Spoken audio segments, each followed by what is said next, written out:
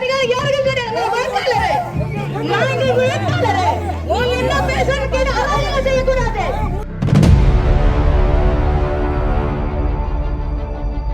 இந்த சமுதாயம் அராஜகம் பண்ற சமுதாயம் வெளியே காட்டுறாங்க. எந்த சமுதாயம் நம்மள மறக்கலாம்?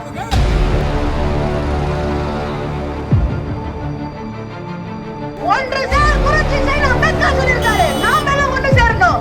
இன்னும் ஒரு வாய்ப்பு தாங்க. உங்க சகோதரி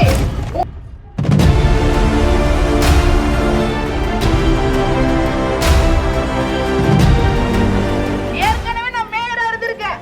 5 ஆண்டு காலம் மக்கள் சேவை செஞ்சிருக்கேன். உங்களுக்காக செய்யணும். என் சமுதாயம் தலை நிமிரணும்.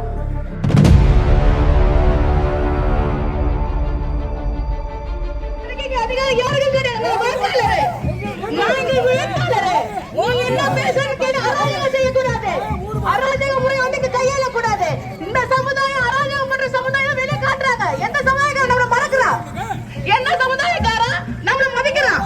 அராஜகம் பண்ற இந்த சமுதாயக்காரன் ஆதி திராவிடக்காரன் தான் அராஜகம் பண்ற. இப்படி ஒரு தோற்றம் சொல்றாங்க.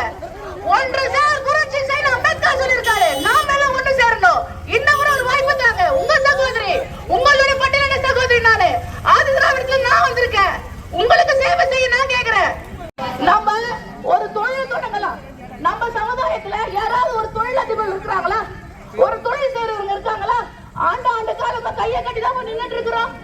இதை நீங்க ஓட்டு போட்டீங்கன்னா மோடி கிட்ட சொல்லி ஒவ்வொரு கிராம பெண்களுடைய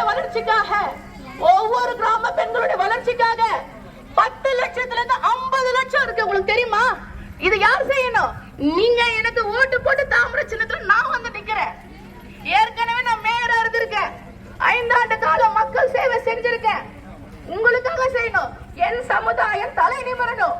உங்களுக்காக தான் நானும் வந்திருக்கேன். 2 முறை வாய்ப்பு கொடுத்தீங்க. தாமரை சின்னத்தை தவிர வேற எந்த சின்னத்துக்கு நீங்க ஓட்டு போட்டீங்கன்னா அது செல்லாத காசு. மழை பெஞ்சு எப்படி தண்ணி கடல்ல கிடக்குதோ அதே மாதிரி போய் முடியும். ஒரு வாய்ப்பு தாங்க. ஒரு மாற்றத்தை கொடுங்க. நிச்சயம் முன்னேற்றத்தை கொடுக்கிறேன் நானு. உங்களோட சகோதரி, ஒரு பெண் நானு. ஒரு பெண்ணாக தாழ்த்தப்பட்ட சமுதாயத்துல ஒரு சாதாரண குடும்பத்திற்கு படிச்சு இன்னைக்கு நான் இங்க வந்திருக்கிறேன்னா என்னுடைய படிப்பறிவு இருக்கு. நான் போய் என் மக்களுக்காக பேசுறேன். உங்களுடைய குரலாக இருப்பேன். ஒரு வாய்ப்பு தாங்க. மாற்றத்தை கொடுங்க. நிச்சயம் முன்னேற்றம் தருவாங்க. கூட்டணி கட்சியோட திமுக வருவாங்க.